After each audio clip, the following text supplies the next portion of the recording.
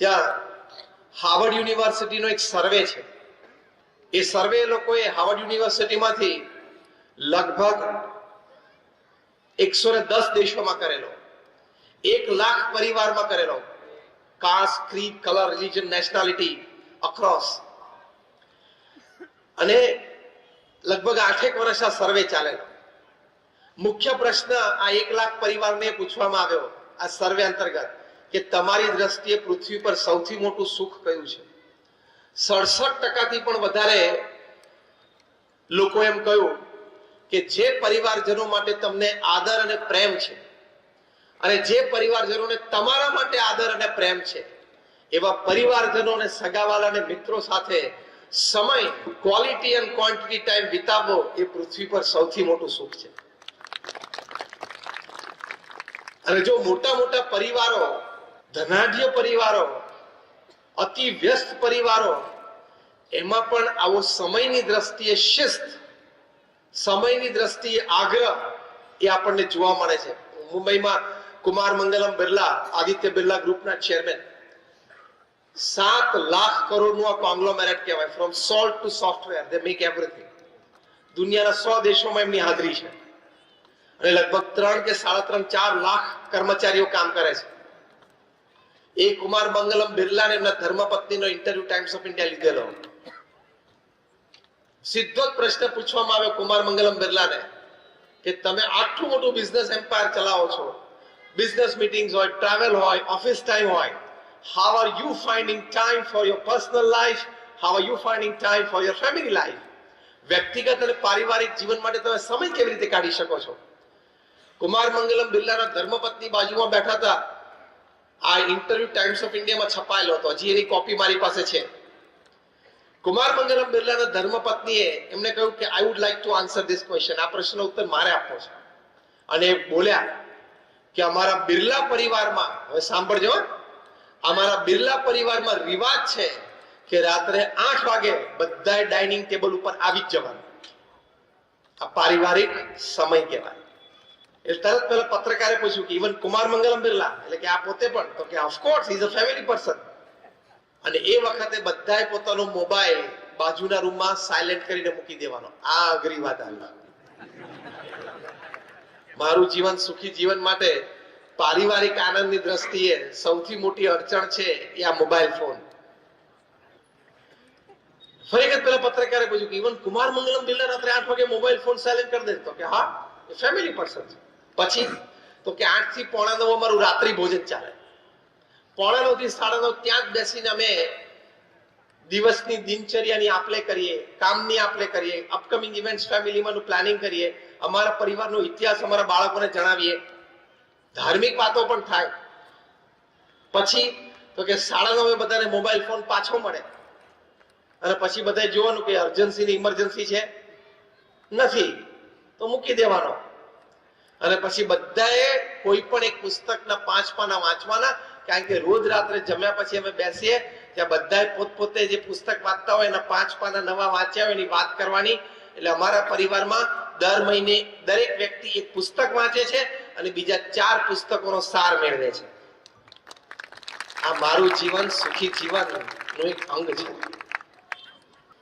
તમે રાત્રે 12 વાગ્યા સુધી, 12:30 સુવા જાય ત્યાં સુધી મોબાઈલ ચાલુ રાખે, ડેટા ચાલુ કરે, વોટ્સએપ ચાલુ કરે.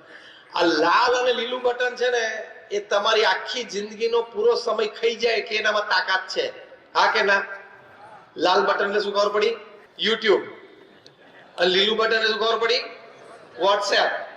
આ બંને બટનમાં બધાને અનુભવ છે. એકવાર તમે લાલ બટન ને અડો પછી અડધો ફૂટ જ દૂર હોય પણ બીજી અડતા કલાક જતી રહેશે કે નહીં? મામ ક્યાંય લઈ જાય તમને. ત્યાં આટલો બધો સ્ક્રીન ટાઈમ મૂર્ખામી છે. હમણાં આપણા માનનીય પ્રધાનમંત્રી શ્રી નરેન્દ્રભાઈ ગયા વર્ષે લગભગ જયારે વિદ્યાર્થીઓ સાથે એક વાર્તાલાપમાં હતા ત્યારે બહુ સરસ એમણે પોતાનો એક વિચાર રજૂ કર્યો કે આટલો બધો સ્ક્રીન ટાઈમમાં આપણે લોકોને જોઈએ છે, એટલો જ સમય આપણું વ્યક્તિત્વ એને વિકસાવવાનો પ્રયત્ન કરીએ તો આપણે પણ એના જેવા થઈ જઈએ. બહુ સરસ એમણે વિચાર વિદ્યાર્થીઓના કુબડા મનમાં મૂકેલો. Average Indian spends 3.5 hours on screen. 3.5 કલાક એવરેજ ભારતીય સ્ક્રીન સામે કાઢે છે. જોયા જ કરવાનું બસ. એટલે એમાંથી આ બધું છે ને બુઠ્ઠું થઈ જાય. ઇન્ટેલિજન્સ અને કોમન સેન્સ બે બુઠ્ઠી થઈ જાય, કારણ કે જે થ્રો આવે બધું જોવાનો ને. એટલે આ બે બટન છે ને આપણી જિંદગીનો આખો સમય ખાઈ જાય ને એટલી બધી એનામાં તાકાત છે. એટલે રિસ્ટ્રિક્શન એની ઉપર. તો પરિવાર માટે સમય નીકળે, કોઈ સદવાંચન માટે સમય નીકળે, કોઈ સદ પ્રવૃત્તિ માટે પણ સમય નીકળે. સમય ભગવાને 24 કલાક બહુ સમજીને બનાવ્યો છે. એટલે આપણે દોડડા થઈને એવું નહીં કે મને સમય નથી મળતો. સમય બધાને મળે છે પરિવાર માટે. અમારા ગુરુહરિ મહંત સ્વામી મહારાજ 2017ની સાલમાં અમેરિકા પધારેલા. તે વખતે વોશિંગ્ટનમાં બારાક ઓબામા, જે અમેરિકાના એક્સ પ્રેસિડેન્ટ, એમને મહંત સ્વામી મહારાજને આમંત્રણ આપ્યું કે મારી ઓફિસમાં તમે પધારો. 2017માં તો એ પોતે પ્રેસિડેન્ટ હતા નહીં, 2008 થી 2016 હતી એમની 2 ટર્મ હતી, અને લોયર તરીકે ત્યાં પ્રેક્ટિસ કરતા હતા. મહંત સ્વામી મહારાજ વોશિંગ્ટન ડીસીમાં બારાક ઓબામાને ત્યાં એમની ઓફિસે પધરામણીએ ગયા. 2017ની વાત. વાર્તાલાપ દરમિયાન બારાક ઓબામાએ વાત કરી મહંત સ્વામી મહારાજને કે હું 8 વર્ષ અમેરિકાનો પ્રેસિડેન્ટ રહ્યો, 2 ટર્મ લીધી છે, પણ એ 8 વર્ષમાં એક પણ દિવસ એવો નથી કે સાંજે 7 થી 8 ની વચ્ચે હું, મારા પત્ની અને મારી બંને દીકરીઓ ડાઇનિંગ ટેબલ ઉપર રાત્રિ ભોજન માટે સાથે ના બેઠા હોય. હું પરદેશ ગયો હોઉં, ક્યાંક ટૂરમાં હોઉં, એ અલગ વાત છે. બાકી વોશિંગ્ટનમાં અમે સાથે જ રાત્રે જમીએ. પારિવારિક મૂલ્યોની વાત છે. તો કુમાર મંગલમ બિરલા રાત્રે 8 વાગે રાત્રિ ભોજનમાં પરિવાર સાથે બેસી શકે, બારાક ઓબામા બેસી શકે, તો તારે અહીંયા મહુવામાં શું એવા કામ છે?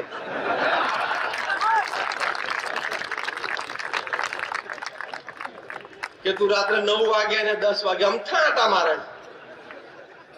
કારણ કે આ શહેર તો રાત્રે અમે 9 વાગે તો બધું અડધું અંધકાર થઈ જતું હોય. મુંબઈ દિલ્હી તો છે નહીં કે રાત્રે 12 વાગ્યા સુધી ધમધમતું હોય, the city that never sleeps. તો રાત્રે 9 વાગે, 10 વાગે, 11 વાગે. તો આપણે પારિવારિક જીવન સમજ્યા નથી, એટલે આપણું જીવન અને પરિવારનું જીવન બંને સુખી ન થાય. અને મોબાઈલમાં પણ તમે જો જમતો હોય ત્યારે એક હાથમાં કોડી હોય, પણ ડાબા હાથમાં પાછું મોબાઈલ ચાલુ હોય. હા કે ના? પરિવાર સાથે બેઠા હોય ત્યારે. Give me a yes or no. Louder one. તો એક સિમ્પલ પ્રશ્ન તમને પૂછવો છે કે તમે રાત્રિ ભોજનમાં તમારા પરિવાર સાથે બેઠા હો, તમે એક હાથમાં કોળીઓ ને એક હાથમાં મોબાઈલ ફોન રાખો છો, એ વખતે કોઈનો ફોન આવે એની સાથે વાત કરો છો, તો સિમ્પલ સાદો પ્રશ્ન મારે એ પૂછવો છે કે તમે તમારા પરિવાર સાથે બેઠા હો રાત્રિ ભોજનમાં, તે વખતે તમારી બાજુમાં તમારું પરિવારજન લોહીનું સગું 2 ફૂટ દૂર બેઠું છે, એ અગત્યનું છે કે 50, 100, 200 કિલોમીટર દૂરથી કોઈ પાણીનું સગું એ તમને ફોન કરે છે, અગત્યનું છે? Who is more important? બોલો, 2 માંથી કોણ અગત્યનું છે? પરિવારજન અગત્યના છે કે પેલો ફોન કરનાર અગત્યનો છે? એ વખતે જોશથી બોલે ને ખબર પડે. તો પછી આપણે કાલથી શું કરવું છે? કાલથી તમે પરિવાર સાથે જમવા બેસો રાત્રિ ભોજન માટે, ત્યારે તમારે તમારો મોબાઈલ ફોન સાયલેન્ટ કરીને બાજુમાં મૂકી દેવાનો. તમે ન મૂકી શકો તો હું એમ સમજીશ કે તમે કુમાર મંગલમ બિરલા અને બારાક ઓબામા કરતા વધારે બિઝી છો. તમે હસ્યા એટલે તમે સ્વીકારી લીધું નથી, તો મૂકી દે ને. તો આ પ્રતિજ્ઞા આપણે લેવાની છે આજે. જે પ્રતિજ્ઞા લેતા હાથ ઊંચા કરજો કે હું આવતીકાલે રાત્રિ ભોજનમાં પરિવાર સાથે બેસીશ ત્યારે મોબાઈલ ફોન બાજુના રૂમમાં મૂકી દઈશ. હાથ ઊંચો રાખજો જેને પ્રતિજ્ઞા લેવી હોય. We must give you a big hand. બધાએ હાથ ઊંચો કર્યો. Thank you very much. આ આપણા સંસ્કાર છે, આમાં પારિવારિક સુખ રહેલું છે. અને રાત્રે 12 વાગ્યા સુધી તમે મોબાઈલ ચાલુ રાખો. Are you expecting a call from the PMO? પ્રધાનમંત્રી કાર્યાલયમાંથી ફોન આવે એની તમે અપેક્ષા રાખો છો કે મને ઘણા બધા પ્રશ્નોની ઘણી બધી માહિતી છે, આપણી પાસે 2-4 સારા વિચારો છે, કદાચ ત્યાં કોકને ખ્યાલ આવે ને રાત્રે પ્રધાનમંત્રી કાર્યાલયમાંથી 12 વાગે ફોન આવે, તમે તાત્કાલિક કાલ સવારે 10 વાગે સુધીમાં દિલ્હી પહોંચો અને એક જોઈન્ટ પાર્લામેન્ટરી કમિટી જેપીસી ગોઠવાય, જેમાં તમને મેમ્બર તરીકે લેવાના છે. એ અપેક્ષા રાત્રે 12 વાગ્યા સુધી ફોન ચાલુ રાખો છો? એમની પાસે આપણી જેવા 140 કરોડ છે, ખબર છે ને? અને જેને બોલાવાના હોય છે એને બોલાવી લેશે, કોકને ઈડી દ્વારા, કોકને સીબીઆઈ દ્વારા, જેના દ્વારા પણ. બીજા આપણે કાલ સવારે 8 વાગે દુકાન ખોલવાની, ખબર છે ને? આપણે પ્રધાનમંત્રી કાર્યાલયમાંથી ફોન આવવાનો બસ. અને સવારે ઉઠીને પણ પાછો પહેલો મોબાઈલ જોવે. જીવન સુખી થાય જ નહીં, સારા વિચારો આવે જ નહીં, સારી ભાવનાઓ પ્રગટ થાય જ નહીં, સારી ક્રિયાઓ થાય જ નહીં. સિદ્ધાંત છે.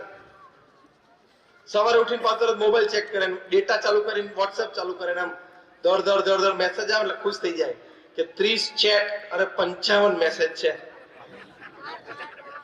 અને પછી ખોલ, એમાંથી 99% ગુડ મોર્નિંગ ના ફૂલડા હોય. એમાંથી એક ફૂલડું તમને પાછું ગમે એટલે એનું શું કરો?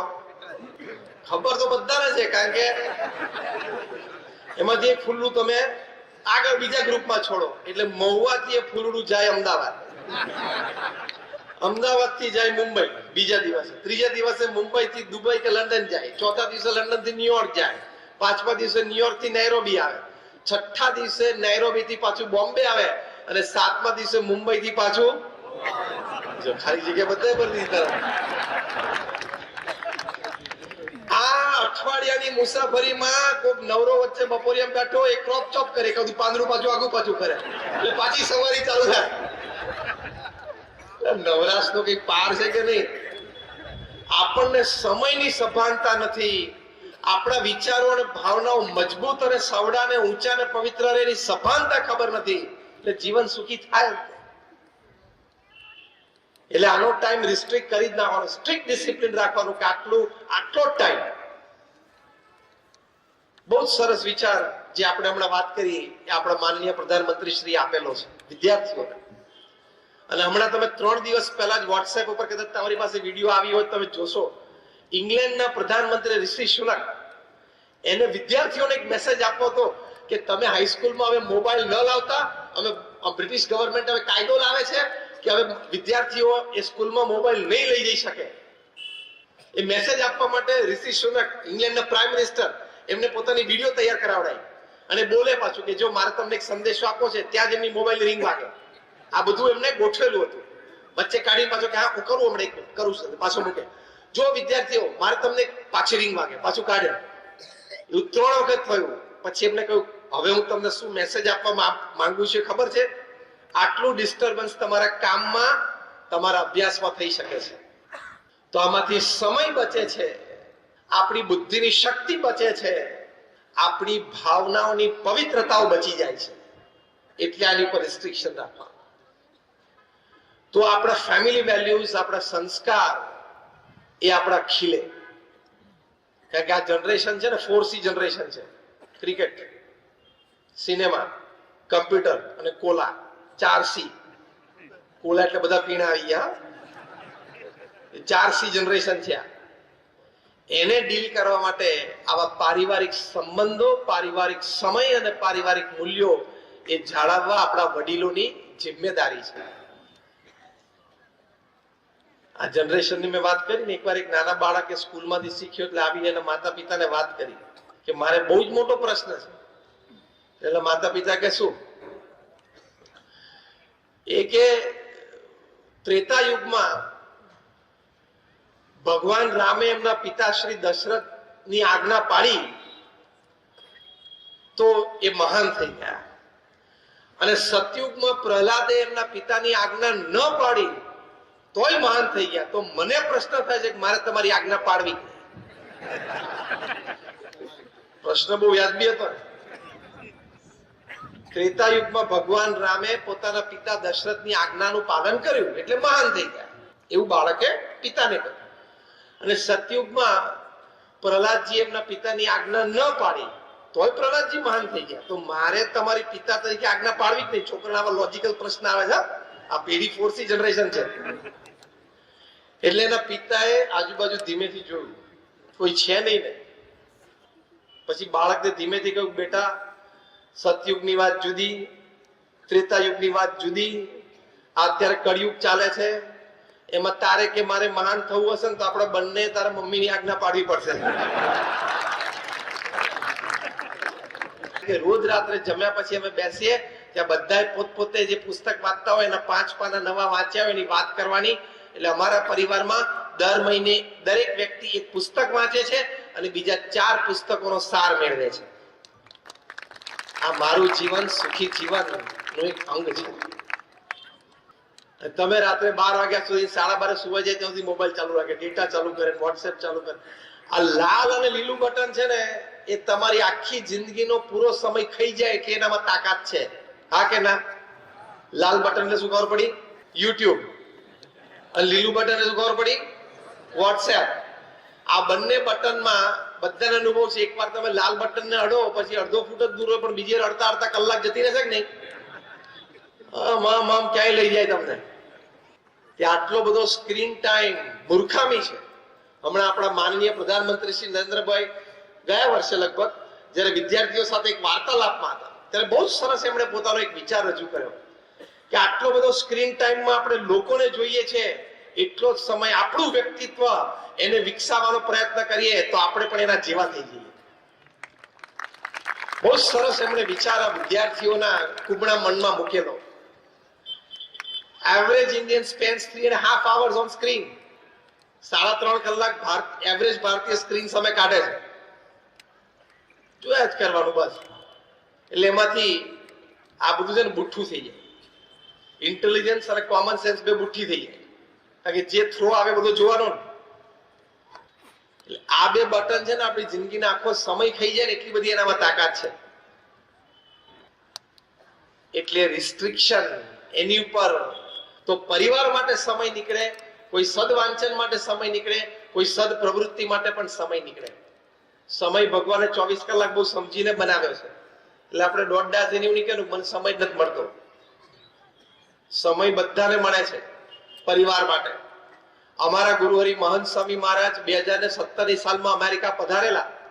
તે વખતે વોશિંગ્ટનમાં બારાક ઓબામા જે અમેરિકાના એક્સ પ્રેસિડેન્ટ એમણે મહંત સ્વામી મહારાજને આમંત્રણ આપ્યું કે મારી ઓફિસમાં તમે પધારો.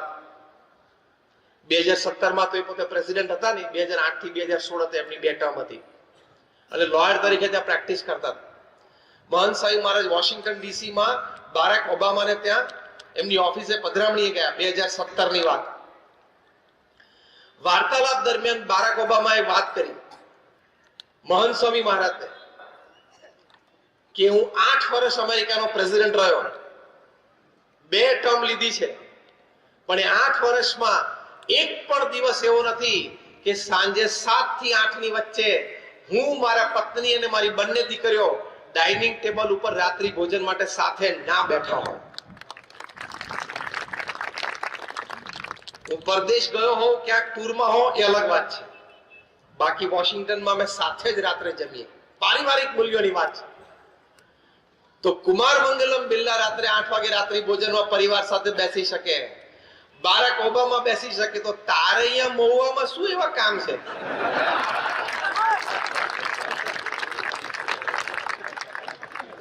કે તું રાત્રે 9 વાગે અને 10 વાગે અમથા આટા મારે?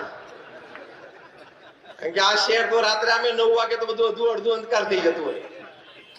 મુંબઈ દિલ્હી તો છે નહીં કે રાત્રે 12 વાગ્યા સુધી ધમધમતું હોય. The city that never sleeps. તો રાત્રે 9 વાગે 10 વાગે 11 વાગે તો આપણે પારિવારિક જીવન સમજ્યા નથી. એટલે આપણું જીવન અને પરિવારનું જીવન બંને સુખી ન થાય. અને મોબાઈલમાં પણ તમે જો જમતો હોય ત્યારે એક હાથમાં કોડી હોય પણ ડાબા હાથમાં પાછું મોબાઈલ ચાલુ હોય. હા કે ના? પરિવાર સાથે બેઠા હોય ત્યારે give me a yes or no, louder one. તો એક સિમ્પલ પ્રશ્ન તમને પૂછવો છે કે તમે રાત્રિ ભોજનમાં તમારા પરિવાર સાથે બેઠા હો, તમે એક હાથમાં કોળીઓ અને એક હાથમાં મોબાઈલ ફોન રાખો છો, એ વખતે કોઈનો ફોન આવે એની સાથે વાત કરો છો, તો સિમ્પલ સાદો પ્રશ્ન મારે એ પૂછવો છે કે તમે તમારા પરિવાર સાથે બેઠા હો રાત્રિ ભોજનમાં તે વખતે